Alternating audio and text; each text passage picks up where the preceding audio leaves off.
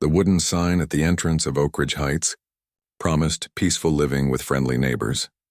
That's exactly what Tom Wilson wanted after 15 years of saving every spare dollar from his accounting job. At 42, he was finally ready to leave behind his cramped apartment in the city and move somewhere he could breathe. Somewhere with space, somewhere with a pool. The real estate agent had shown him 12 houses before pulling into the driveway of 47 Maple Street. "I've saved the best for last," she said with a smile that reached her eyes. Tom wasn't one to get his hopes up, but the moment they walked through the back door and he saw the sparkling blue water of the in-ground pool through the kitchen window, something in his chest tightened. This was it. Previous owner installed it 5 years ago, the agent explained as they stepped onto the stone patio. Saltwater system, easier on the skin than chlorine. Heating unit works great too. You can extend your swimming season by a couple months on each end. Tom nodded, only half listening.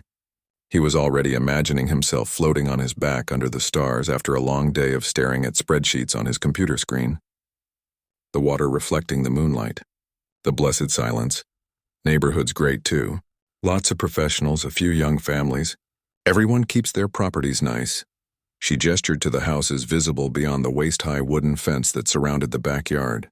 Not too close, but close enough to be neighborly, you know. 2 months later, Tom turned the key in his new front door. The moving truck wouldn't arrive until tomorrow, but he couldn't wait another night to sleep in his own house. He dropped his overnight bag in the empty living room and headed straight for the backyard.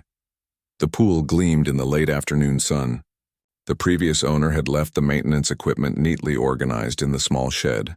Testing kits, nets, vacuum hose, and various chemicals with detailed instructions written in careful handwriting. Tom ran his fingers over the handwritten notes. The care someone had put into this place made him feel like he was receiving a torch being passed, a responsibility to keep this little slice of paradise just as beautiful. "Welcome to the neighborhood," the voice startled him. A man about his age stood on the other side of the fence, waving with one hand and holding a beer in the other. "I'm Frank from next door." "Tom," he replied, walking over to shake his neighbor's hand. "Just closed today. Well, congratulations. We've been wondering who'd buy the place after the Hendersons moved to Florida. They threw some great pool parties." Tom smiled politely. "I'm more of a quiet pool guy myself. Just me here." "Nothing wrong with that," Frank said, taking a swig of his beer. "But if you ever change your mind, my wife Lisa makes a mean margarita. We've got 2 teenagers who'd love a new place to swim too." He laughed and Tom joined in, even as a small knot formed in his stomach. "I'll keep that in mind," Tom said, still getting settled though. The first month passed in a pleasant blur. Tom worked from his home office, setting up his accounting business with local clients. Each evening he'd close his laptop at exactly 6 p.m. and head to the pool. Some days he'd swim laps until his muscles burned pleasantly. Other days he'd just float, watching the clouds drift overhead, listening to the birds and the gentle splash of water against the sides of the pool. He kept up with the maintenance schedule religiously. Every Saturday morning he'd test the water chemistry, add whatever was needed, skim the surface for leaves, and vacuum the bottom. He bought a better pool cover than the one the previous owner had left. He upgraded the filtration system. The pool store clerk started to recognize him.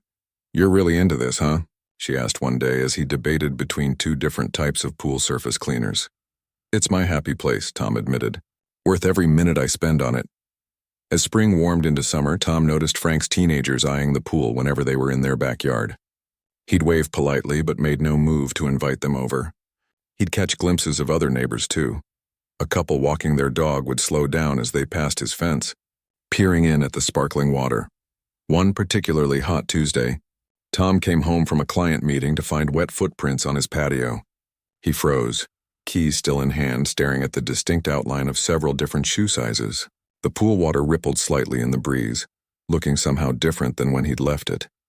Probably just a bird splashing around, he told himself. But he knew that wasn't true. Someone had been in his pool. He checked his fence gate, still latched. They must have climbed over. Tom's throat tightened at the thought of strangers in his space while he was gone. He considered installing cameras but hesitated. It seemed so unfriendly, so untrusting. Maybe it was a one-time thing. Neighborhood kids on a hot day giving in to temptation. But the following week, it happened again. This time he found a towel that wasn't his draped over one of his patio chairs. A child's towel with cartoon characters he didn't recognize. Tom paced around his pool, running his hands through his hair. He didn't want to be the cranky neighbor who called the police on kids. But this was his property, his sanctuary. He'd worked too hard and too long to have it treated like a public facility. He decided to talk to Frank first. Maybe his kids knew something. "Hey, neighbor." Frank was mowing his lawn when Tom approached the fence that evening. He killed the engine and wiped sweat from his forehead. "How's it going?" "Good, good," Tom said, trying to sound casual. "Hey, I was wondering, have you seen anyone using my pool when I'm not home?" Frank's smile faltered slightly. "Using your pool?" "No, can't say that I have. Why, something missing?" "Not missing. Just signs that someone's been swimming when I'm out. Wet footprints, a towel left behind." "Huh." Frank looked toward the pool, then back at Tom. "Probably just some neighborhood kids. It's been so hot lately, you know? And that pool of yours, it's like something out of a magazine." "Thanks," Tom said. "I take a lot of pride in it." "I bet you do. Look, I'll keep an eye out, okay? Let you know if I see anything." Tom nodded, not entirely satisfied but unsure what else to say. "I appreciate it." That night he couldn't sleep. He kept thinking about strangers in his space, using the pool he meticulously maintained, possibly tracking in dirt or messing with the careful chemical balance he worked so hard to maintain. Around 2 a.m. he got up and ordered a set of security cameras online. They arrived 2 days later, and Tom spent the weekend installing them. One facing the pool from the house, another with a view of the gate and fence line. He didn't tell anyone about them. He just wanted to know who was treating his private property like a community pool. The following Wednesday, he had meetings across town all day. When he checked his phone during a coffee break, his stomach dropped. The security app showed movement alerts from mid-morning. He opened the footage with shaking hands. There was Frank, helping his teenage son and daughter over the fence. The three of them spent nearly 2 hours swimming in Tom's pool, using his floating loungers, even bringing drinks and snacks that they set on his patio table. Before leaving, Frank skimmed the pool as if that made everything okay. Tom sat in his car, staring at his phone, a mixture of anger and betrayal washing over him. The neighbor he'd been friendly with, who he'd specifically asked about this very issue, had lied to his face. And it wasn't just Frank's kids giving in to temptation. Frank himself was leading the whole thing. As Tom drove home, his mind raced through possible responses. He could confront Frank, but what would that accomplish besides creating permanent tension? He could call the police and report trespassing, but that seemed extreme for a first offense, though technically it wasn't their first time. Just the first time he had proof. He pulled into his driveway, still undecided. As he walked through the house toward the backyard, he noticed something that made his blood run cold. His back door was unlocked. He always locked it. Always. The realization hit him like a wave of his own pool water. They weren't just climbing the fence. They were entering his home to use the bathroom, maybe even grab drinks from his refrigerator. Tom stood at his kitchen window, looking out at the pool he had dreamed about for so many years. The pool that represented all his hard work, all those extra hours and weekend shifts, all those years of saving while his friends took vacations and bought newer cars. This was supposed to be his reward, his private slice of paradise. Instead, it had become a neighborhood water park the moment he drove away each day. Something had to change. Tom wasn't going to lose what he'd worked so hard for. As he watched the late afternoon sun glitter across the water's surface, an idea began to take shape in his mind. If they wanted to use his pool so badly, he'd make sure they understood exactly what that meant. Tom didn't sleep well that night. Every creak in the house made him wonder if someone was trying to get in. By morning, his anger had cooled into something harder and more determined. He called his office and cleared his schedule for the day. Personal emergency, he told his assistant. It wasn't exactly a lie. His first stop was the hardware store. The young clerk looked surprised when Tom explained what he wanted. "That's quite a setup you're planning," she said, helping him load bags of concrete into his cart. "Having a party?" "Something like that," Tom replied. Next, he visited a specialty security store in the next town over. The owner, a retired police officer named Ray, listened carefully as Tom explained his situation. "Happens more than you'd think," Ray said, nodding. "People see a nice pool and figure the owner won't mind sharing. Until they do mind, Tom left with a new alarm system, better motion sensors, and a set of signs that read 24-hour video surveillance and no trespassing. Violators will be prosecuted. Ray threw in a few warning alarm will sound stickers for the windows and doors. Don't feel bad about protecting what's yours, Ray said as Tom paid the bill. You worked for it. They didn't. Tom spent the afternoon installing the new equipment. The signs went up first, positioned clearly at the fence line and gate. He upgraded the lock on the gate to a heavy-duty model that couldn't be easily picked or broken. The alarm system took longer, but by evening, every door and window had sensors that would trigger if opened without the code. Just as he finished, Frank appeared at the fence. "Hey there, neighbor," Frank called, acting as if nothing had happened. His eyes darted to the new security signs. "Doing some upgrades?" Tom walked over, keeping his face neutral. "Just some basic security. Had a few uninvited visitors recently." "Oh?" Frank's smile faltered. "That's not good. Any idea who?" Tom looked him straight in the eye. "Actually, I installed cameras last week. Got some interesting footage." The color drained from Frank's face.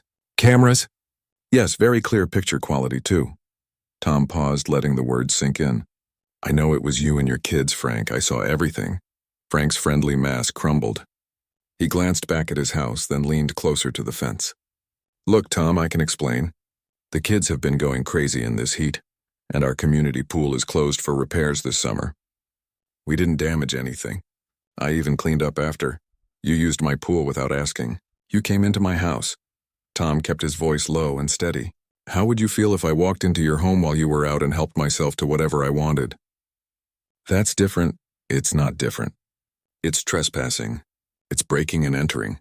Frank's expression hardened. "Come on, man. It's just a pool. The Hendersons used to let all the neighborhood kids swim. They weren't so uptight about it." "I'm not the Hendersons," Tom said simply. "And it's not just a pool to me." "Fine." Frank threw up his hands. "We'll stay out of your precious pool. But just so you know, everyone in the neighborhood thinks you're being ridiculous. A pool like that, and you're the only one who ever uses it." Tom watched as Frank stormed back to his house. He hadn't wanted to make enemies, but he also wasn't going to be taken advantage of. He went inside and double-checked that all his new security measures were active before heading to bed. The next morning, Tom woke to the sound of his phone buzzing. The security app showed movement in his backyard. He grabbed the phone, heart racing, but what he saw wasn't Frank or his kids. It was a rock thrown through one of his patio chairs. The camera caught the back of someone running away, but the image was too blurry to identify. Tom called the police. Officer Jenkins arrived 20 minutes later, taking notes and examining the broken chair and the rock. "Unfortunately, we can't do much with this," Jenkins said, flipping through his notepad. The camera didn't get a clear shot of who did it. "Could be kids, could be someone with a grudge. Hard to prove either way." "I know who it was," Tom said. "Or at least I know who's behind it." Jenkins raised an eyebrow. "Oh?" Tom explained about Frank and his family using the pool, the confrontation, everything. Jenkins nodded throughout, occasionally writing something down. "Technically, they committed trespassing and breaking and entering," Jenkins said when Tom finished. "But without better evidence or catching them in the act, it's hard to press charges that will stick. Best I can do is take a report and talk to your neighbor, let him know we're aware of the situation." "That would help," Tom said. "Thank you." After Officer Jenkins left, Tom sat by his pool, staring at the broken chair. The water was perfectly still, reflecting the sky like a mirror. He'd spent so many peaceful hours here, and now that peace was shattered, he thought about selling the house, finding somewhere else, starting over, but the idea made his stomach twist. Why should he be the one to leave? He'd done nothing wrong. His phone rang. It was his mother calling for their weekly chat. "How's the dream house?" she asked after they'd caught up on family news. "Complicated," Tom sighed, and found himself telling her everything. "Oh, honey," she said when he finished. "People can be so entitled. Your father dealt with something similar years ago, remember? When the Patels next door kept letting their dog use our yard as a bathroom?" Tom did remember. His father had tried talking to the neighbors, then complaining to animal control, all with no success. Finally, he'd installed a simple sprinkler system with a motion sensor. The next time the dog wandered into their yard, both dog and owner got soaked. The problem stopped immediately. Dad didn't try to hurt the dog, his mother continued. He just made it uncomfortable for them to keep doing what they were doing. Sometimes that's all you can do.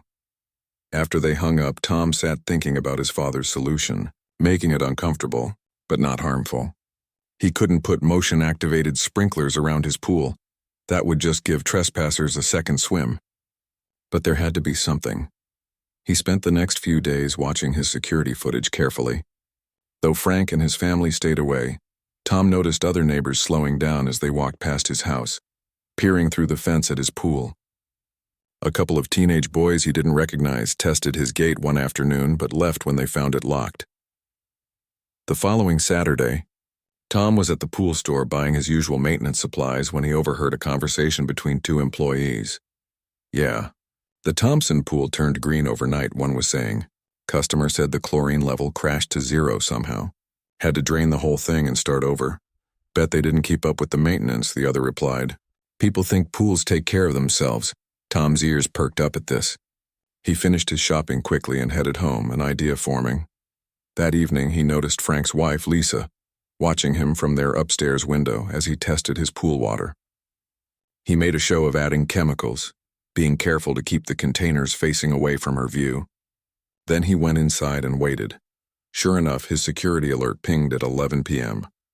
Frank and his son were climbing over his fence. Tom watched through the app as they slipped into his pool, keeping their voices low. They seemed to be congratulating themselves on getting around his security measures. But Tom wasn't worried. Because what Frank didn't know was that the chemicals Tom had added earlier weren't his usual maintenance mix. The pool water was now heavily diluted with a special dye used for leak detection in pools. Completely harmless. Approved for swimming, but with one significant side effect. It temporarily stained the skin on contact. A bright, obvious blue. Tom smiled as he watched Frank and his son enjoying their midnight swim. By morning, everyone in the neighborhood would know exactly who had been trespassing in Tom's pool. It wasn't the perfect solution. But as his dad used to say, sometimes you had to fight smart instead of fighting hard. The next morning, Tom made a point of watering the plants in his front yard early. He waved cheerfully to neighbors walking their dogs. And he waited. He didn't have to wait long. Around 10 a.m. his doorbell rang. Officer Jenkins stood on his porch looking uncomfortable. "Mr. Wilson," he said, "I've received a complaint from your neighbor, Frank Davis. He claims he says you've booby-trapped your swimming pool with some kind of dye." Tom smiled. "Officer, I'd never do something dangerous. I simply added a FDA-approved pool dye to my own private property for leak detection purposes." He held up the bottle with its official labeling. The instructions clearly state it's safe for swimming. Not my fault if someone decided to trespass and take an unauthorized dip. Officer Jenkins fought to keep his face serious, but Tom caught the slight twitch at the corner of his mouth. "I see. Well, Mr. Davis is quite blue about the situation. Says his son can't go to summer camp looking like that. The dye wears off in about a week with regular showering," Tom said helpfully. "Or they could try a good exfoliating scrub." Again, all information that's readily available on the product website, which I'd have been happy to share if they'd asked permission before using my pool. Jenkins nodded slowly. "Technically, you haven't broken any laws. They were trespassing on your property." "Exactly." As Jenkins turned to leave, he paused. "Just between us, Mr. Wilson. Did you know they'd be coming over last night?" Tom's face gave nothing away. "I simply maintain my pool according to my own schedule, officer. Nothing more." For the first time in weeks, Tom slept soundly that night. But he knew this wasn't over yet. Not by a long shot. Word spread quickly through Oak Ridge Heights about the Blue family on Maple Street. Tom heard the whispers at the grocery store, caught the sideways glances when he checked his mail. Some neighbors seemed amused. Others clearly thought he'd gone too far. Frank and his family stayed conspicuously indoors for several days.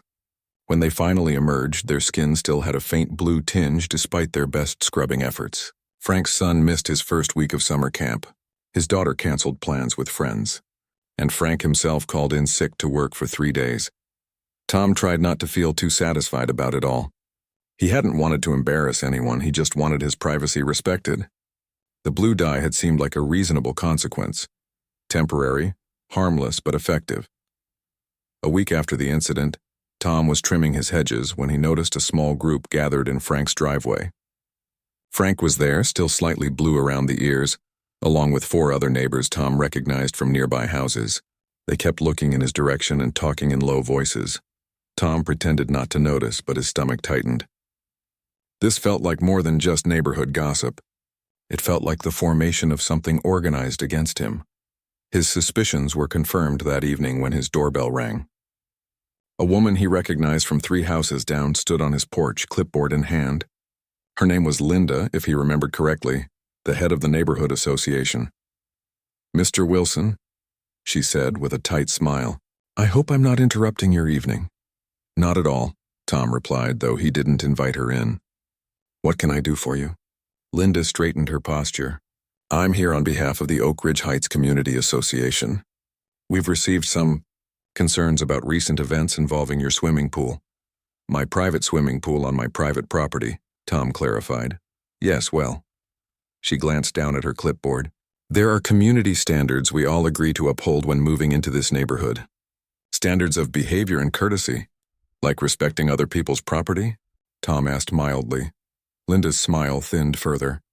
"The association feels that your methods of dealing with trespassing were excessive and embarrassing to the families involved. There are children to consider. Children who were breaking into my yard and my house," Tom pointed out, "and I didn't hurt anyone. The dye was completely safe, safer than the unbalanced pool chemicals could have been if they'd continued messing with my pool." Linda sighed as if dealing with a particularly difficult child. "Mr. Wilson, the previous owners of your home understood the community spirit of this neighborhood. They allowed supervised swimming during summer months. It was a tradition that brought people together. The previous owners chose to do that. I didn't. Perhaps you'd consider a compromise. 2 afternoons a week, supervised neighborhood access. The association would help cover maintenance costs, of course." Tom stared at her, baffled by the audacity. "Let me get this straight. Your solution to people trespassing on my property is for me to officially allow them to trespass on my property?" "It's not trespassing if it's with permission," Linda said primly. "And it would go a long way toward smoothing over the bad feelings that have developed." "Bad feelings that developed because people couldn't respect my privacy in the first place," Tom said. "I'm sorry, but my answer is no. My property is not a community resource." Linda's friendly facade dropped completely. "I should warn you, Mr. Wilson, that the association can make things difficult for homeowners who don't cooperate with community standards. There are bylaws about property appearance, noise levels, approved exterior paint colors, all sorts of things that require regular inspection." The threat was clear. Tom felt heat rising in his face. "Are you saying you'll harass me with bogus violations if I don't let people use my pool?" "I'm saying it's in everyone's best interest to be a good neighbor." Linda handed him a printed form. "Here's the pool sharing agreement we've drafted. Please look it over and let me know your decision by Friday." She turned and walked away before Tom could respond. Tom closed the door and leaned against it, reading the so-called agreement. It outlined a schedule where his pool would be available to approved neighborhood families every Tuesday and Thursday from 1 p.m. to 6 p.m., June through August. The association would contribute a measly $50 per month toward chemicals, and Tom would be encouraged to make himself scarce during these hours to avoid unnecessary tension. He crumpled the paper and threw it in the trash. This was beyond ridiculous. They weren't just asking to use his pool now. They were trying to force him out of his own backyard on the days they wanted to swim. But Linda's veiled threats worried him. He'd heard stories about overzealous homeowners associations making life miserable for people who didn't fall in line. Daily inspections, petty fines, constant complaints.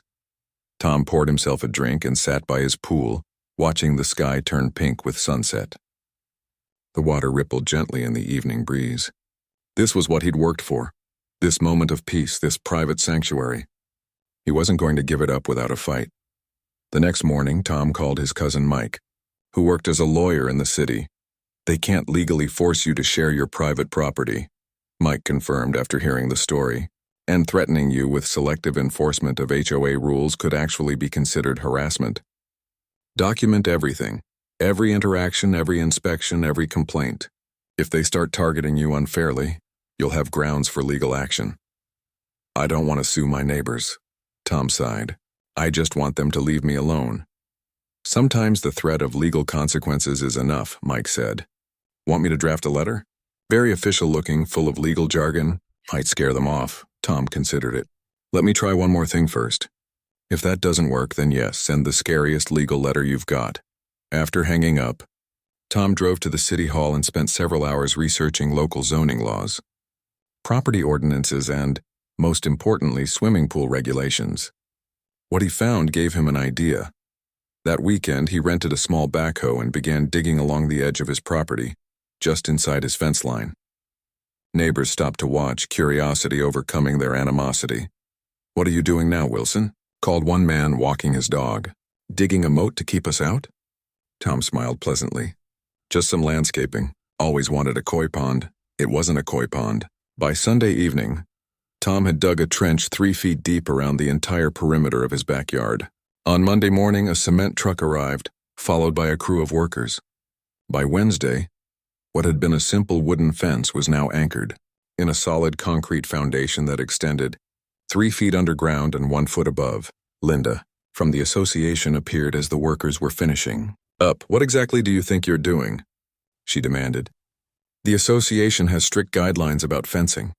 This monstrosity will need to be approved." Tom handed her a thick folder, already approved by the city. "These are the permits and the approval forms from the building department." You'll notice they specifically mention that the reinforced barrier is required by County Ordinance 47B for any private swimming pool in a residential area. Safety concerns, you understand? Linda flipped through the paperwork, her frown deepening. "This seems excessive."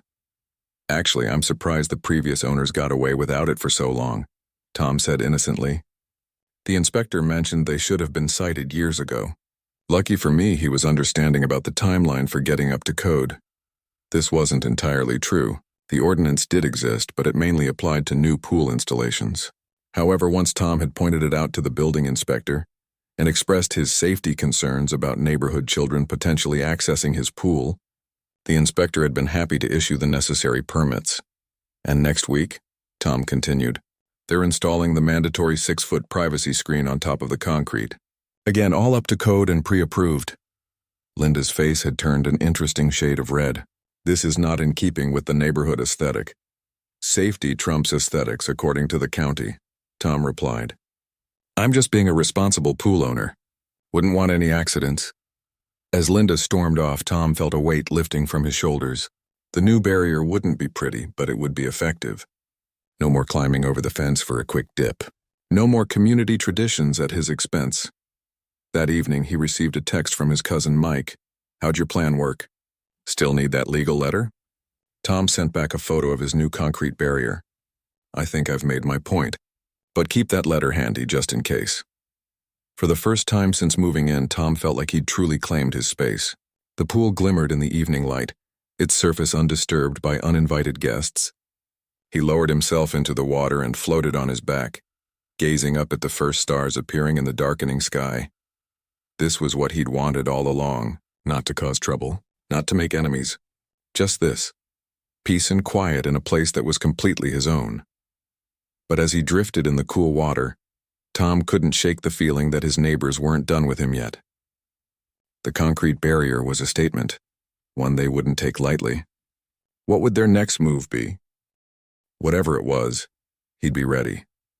The new 6-foot privacy fence went up exactly as Tom had planned. Solid wooden panels topped the concrete barrier, blocking any view of his pool from neighboring yards. The installation crew finished on a Friday afternoon, and Tom spent the evening admiring his handiwork.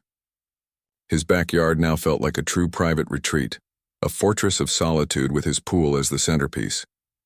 Peace lasted exactly 3 days. On Monday morning, Tom woke to find his mailbox stuffed with papers. Not mail, printouts of local ordinances highlighted and annotated. Sections about eyesores and property values were marked in angry yellow streaks. A note scrawled on top read, "Two can play the regulation game." That afternoon, a county inspector knocked on his door. "Got a complaint about your new fence," the man said, flipping through papers on his clipboard. "Someone says it exceeds height restrictions." Tom smiled politely. "I have all the permits right here." He produced his folder of paperwork, carefully organized and labeled. The height is within safety requirements for a private pool. The inspector reviewed the documents, nodding slowly. Everything seems in order. Sorry to bother you. As the inspector left, Tom noticed Frank watching from across the street, arms crossed, scowling. The next day, another inspector arrived, this time concerned about improper drainage from Tom's property. Again, Tom's meticulous documentation saved him. The day after that, someone reported a strange chemical smell coming from his yard. The hazmat team that responded found nothing but properly stored pool supplies. By Friday, Tom had welcomed 6 different inspectors to his home. Each time his paperwork was in order. Each time he caught sight of Linda or Frank or one of the other neighbors watching the proceedings, with thinly veiled hope that this time, Tom would be cited for something. Tom's cousin Mike called that weekend. "How's the Fortress of Solitude working out?" "They're trying to drown me in inspections," Tom sighed. "It's getting old fast. Want me to send that letter now?" "Not yet," Tom said. "I think they'll give up eventually. They can't find anything wrong because there isn't anything wrong." But the inspections didn't stop. The following week brought concerns about his roof, perfectly up to code, his driveway, recently repaved, and even the color of his house, within approved HOA guidelines. Each time, Tom remained polite but firm, showing his documentation and sending the inspectors away empty-handed. What bothered him most wasn't the inconvenience. It was the way the conflict had taken over his life. Instead of enjoying his pool and his home, he was constantly on guard, waiting for the next attack. The peace he'd sought seemed further away than ever. One evening, as Tom was grilling dinner on his patio, he heard a strange sound from the front of his house. He set down his spatula and walked around to investigate. His jaw dropped. The beautiful maple tree in his front yard, the one that had been a key selling point for the house, was being cut down by a crew in official-looking uniforms. "Hey!" Tom shouted, running toward them. "What are you doing? Stop!" The foreman looked up, surprised. "We have orders to remove this tree. It's diseased, bark beetle infestation." "That's impossible," Tom said. "I had an arborist check all my trees when I bought the place. This maple is perfectly healthy." The foreman shrugged. "Orders come from the county. Someone reported it as a hazard." Tom pulled out his phone and called Officer Jenkins, who arrived minutes later. By then, the tree crew had already cut off several major limbs. "This is harassment," Tom told Jenkins, pacing beside the wounded tree. "First the bogus inspections, now this. They're trying to destroy my property because I won't let them use my pool." Jenkins spoke with the tree crew, examined their paperwork, and then pulled Tom aside. "The removal order looks legitimate. Signed by the county arborist and everything. Can we contact this arborist? Right now?" A few phone calls later, they discovered the truth. The county arborist had never examined Tom's tree. The signature on the removal order had been forged. "This is serious," Jenkins said, looking grim. "We're talking about falsifying government documents, fraud, destruction of property. Who do you think is behind it?" Tom glanced across the street, where several neighbors had gathered to watch the commotion. Frank and Linda stood at the center of the group, their expressions a mix of surprise and alarm. "I have some ideas," Tom said. The next day, Tom's cousin Mike arrived with another lawyer, a severe-looking woman named Patricia who specialized in homeowner association disputes. They set up in Tom's dining room, spreading papers across the table. "What happened with your tree is criminal," Patricia said, typing notes on her laptop. "But it also gives us leverage. Based on the pattern of harassment, we can file for a restraining order against key individuals in the neighborhood association. We can also sue for damages to your property." "I don't want to sue my neighbors," Tom said for what felt like the 100th time. "Then what do you want?" Mike asked. "Because this situation is escalating and you need to do something before they try something worse." Tom stared out the window at his damaged maple tree. The crew had stopped cutting once Officer Jenkins intervened, but the tree would never be the same. Its once balanced shape was now lopsided and ugly. "I want them to stop," he said finally. "I want to live in peace." Patricia closed her laptop. "Then let's invite them to a meeting. One last chance to resolve this without legal action. But we'll make it clear what they're risking if they continue." The meeting was set for the following evening at the community center. Tom arrived with Mike and Patricia, feeling strangely calm. This would end tonight one way or another. Linda was there with Frank and 5 other neighbors who had been most active in the harassment campaign. They sat across the table looking uncomfortable under Patricia's stern gaze. "Let me be clear about what's happened here," Patricia began, her voice cool and professional. "Mr. Wilson has documented 23 separate instances of targeted harassment since he declined to allow public access to his private property. This includes false reports to county officials, trespassing, property damage, and most recently, the attempted destruction of a healthy tree using forged documents." She laid out printouts of each incident, including screenshots from Tom's security cameras showing who had made the false reports. "These actions constitute harassment, fraud, and criminal mischief," she continued. "We have enough evidence to pursue both criminal charges and civil damages against each person involved." The neighbors exchanged nervous glances. Linda cleared her throat.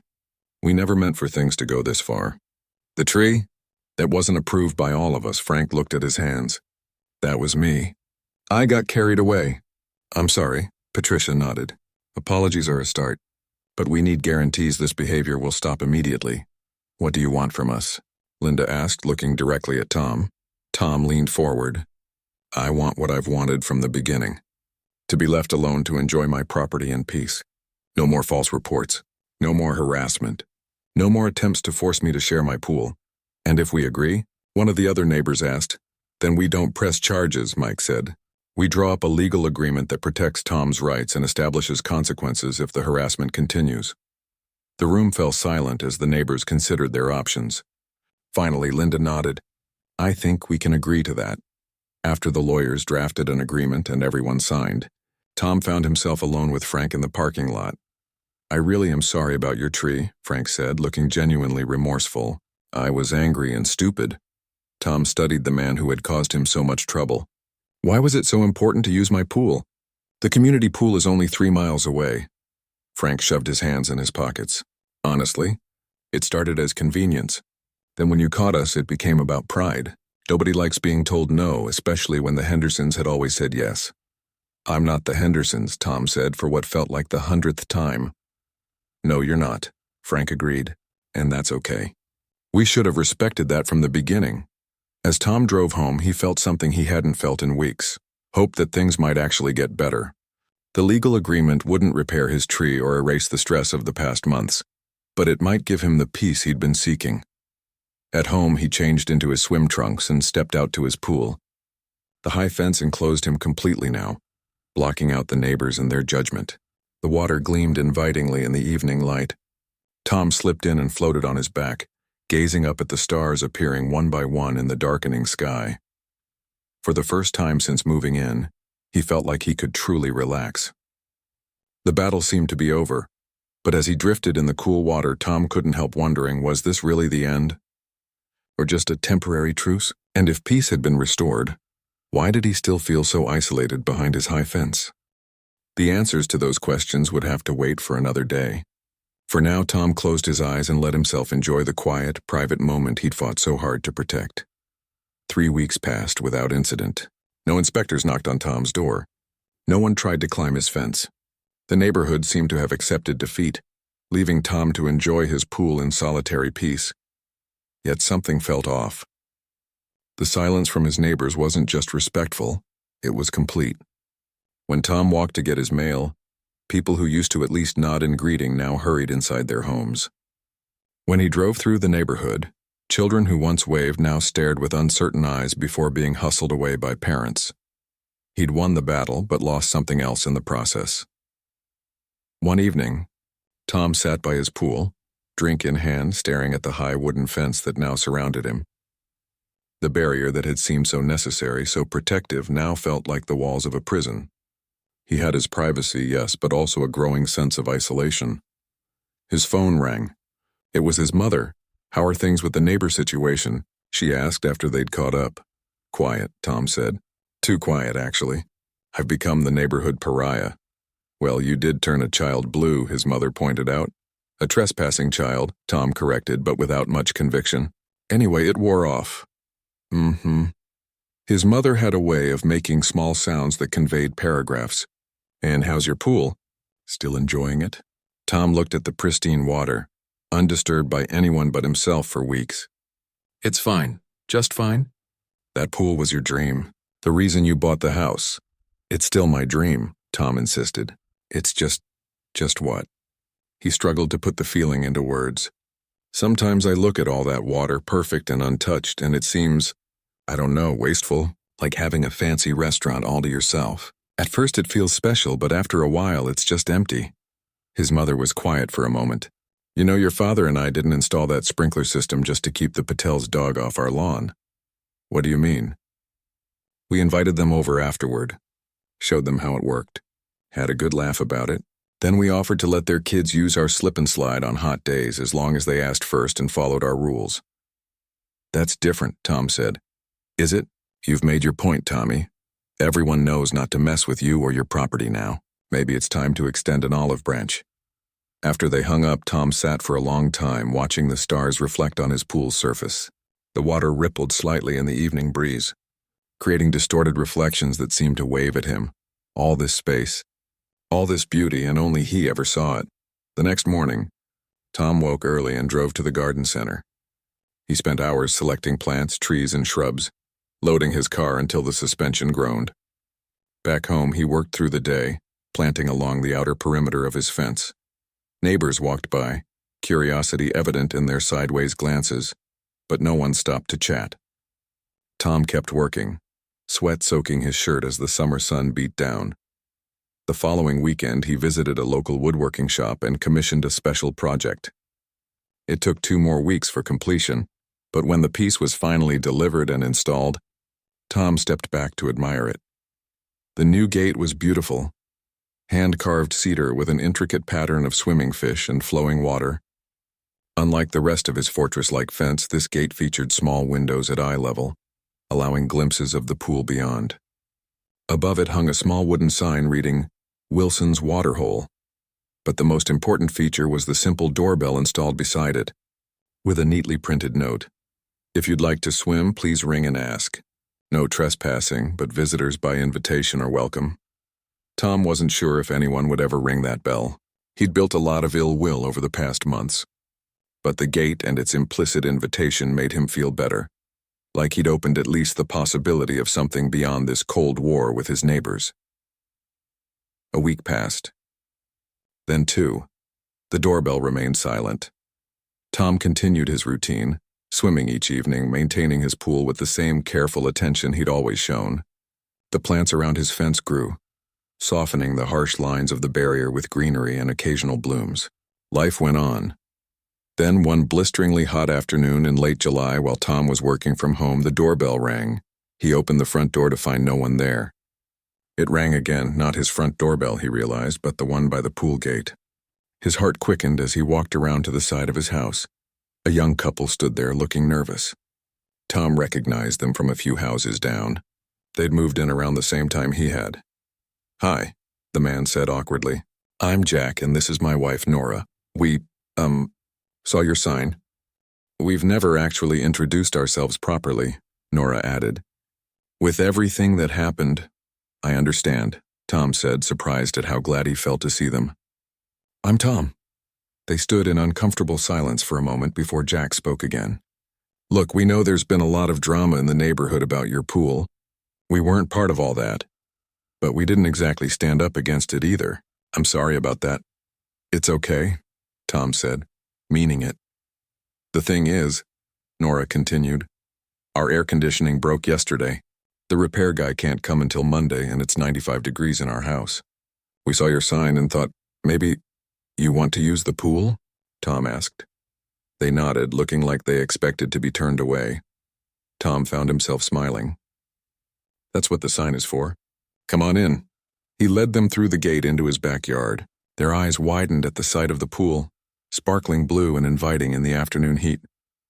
"It's beautiful," Nora said. "Even better than it looked from the old fence."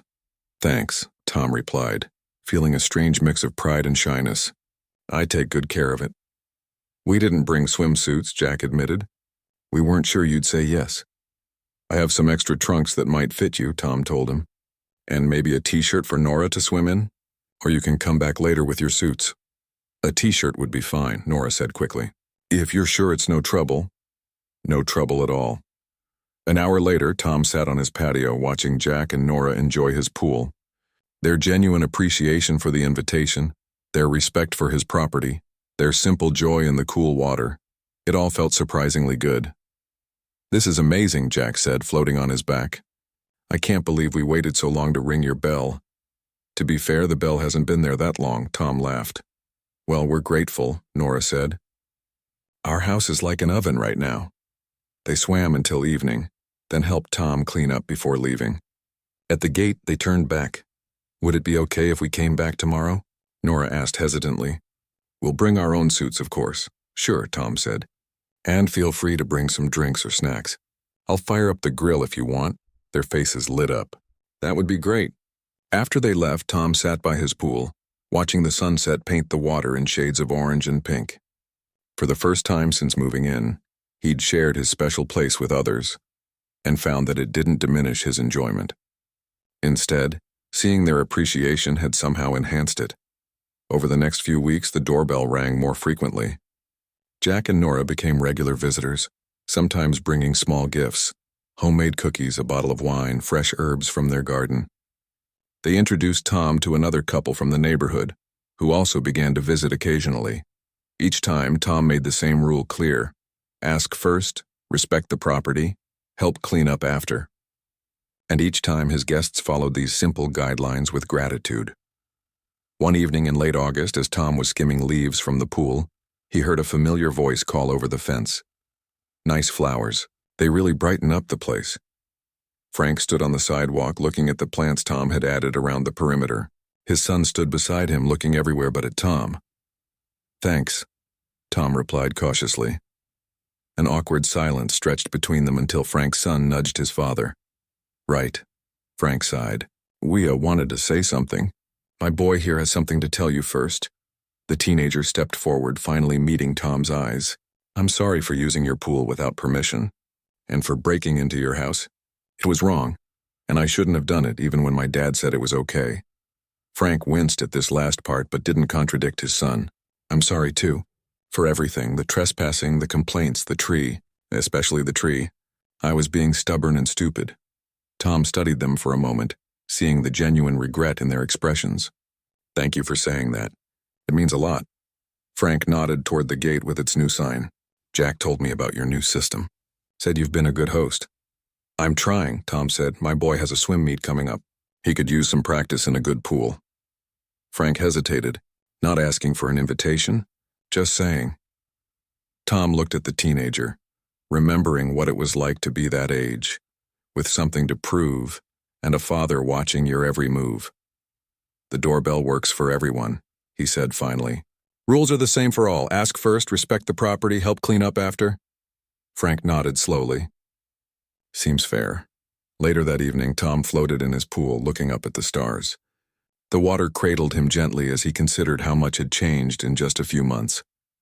He still had his privacy. The high fence remained. The security system still functioned. The gate stayed locked unless he opened it. But he'd added something else: the choice to share on his terms. The power to say yes after establishing the right to say no. His phone buzzed with a text from Jack. "AC finally fixed.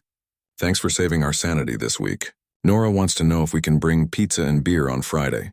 Special recipe she wants you to try." Tom smiled and texted back. "Sounds great. Pool will be ready." As he set his phone down and drifted in the cool water, Tom realized something important. The pool had never been just about having a private place to swim. It had been about choice, the freedom to use something he'd worked hard for exactly as he wanted. Sometimes that meant floating alone under the stars, and sometimes it meant opening the gate and letting others in to enjoy it too, but always on his terms. In the end, that had been what he was fighting for all along.